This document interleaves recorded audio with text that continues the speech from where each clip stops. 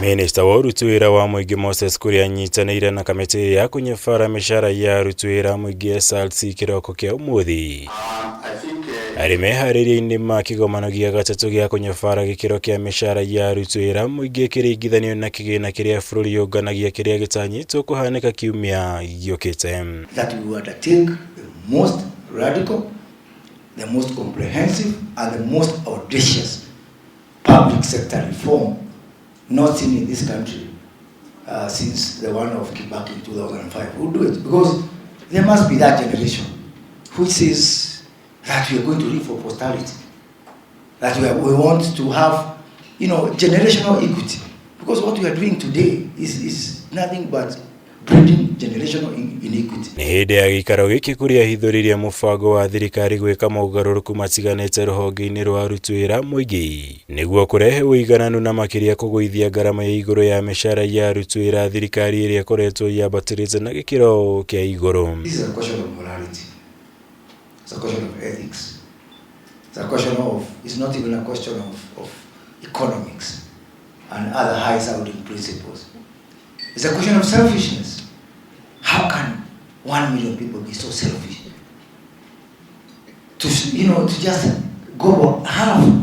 Our public wage bill has consistently remained above the 35% wage bill to revenue threshold, implying that it has been and continues to be fiscally unsustainable, thus shrinking the resources available for development and other priority government agenda. Kũringana na SRC mĩcara ya aruti wĩra thirikari arĩa makoragwo marĩ 983 yoyaga gĩcunjĩ kĩa 47 harĩ igana. Ũndũ ũrĩa nĩ mũgarũ na watho kuona kĩwatho mĩcara ĩno ndĩagĩrĩire gũkĩra gĩcunjĩ kĩa 35 harĩ igana. Ũndũ ũrĩa ugĩte matanyĩte kũgĩa na ũiguano wa ũrĩa magĩrĩire gwĩka nĩguo kũhingia watho ũyũ hĩndĩ ya kĩgomano kĩrĩa gĩkarehe hamwe atongoria honge ciothe cia thirikari. 47.3% of our revenue goes to the wage bill. We also know that more than 60% goes to debt. And therefore, we are beginning with, we must borrow.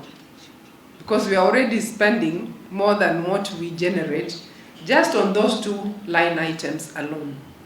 So that goes to emphasize that resources are scarce, they will continue to be scarce. Kũringana na ĩrĩa yeno nĩyo njĩra hũthũ ya kũhotithia bũrũri gũtwarithia na mbere tabarĩra cia ũkũria hatarĩ gweterera kũheo ũteithio kana kuoya ngombo kuma mabũrũri ma nanja. Ũndũ ũrĩa ũthiaga na mbere kũritũhia mĩtũrĩre ya Kenya kuona nĩo matigagwo na mũrigo wa kũrĩha mathirĩ maya. The management of the wage bill requires a multi-sectoral, multidisciplinary and a whole of government approach. Hence, the conference has been aptly themed as towards 35%. While a lot has been done so far on the management of the public wage bill, plenty more still needs to be done to get it to 35% threshold. So in the morning, Kenyans work for mandazi, for salaries. In the afternoon, they work for debt. In the evening, even when they are sleeping, we are sleeping, they work for our mandazi and our flowers.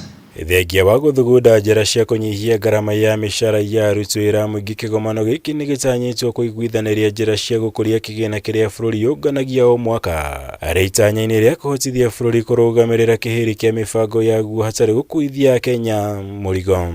Ngĩribotera Kameme TV, njĩtagwo Mwaura wa Gunya.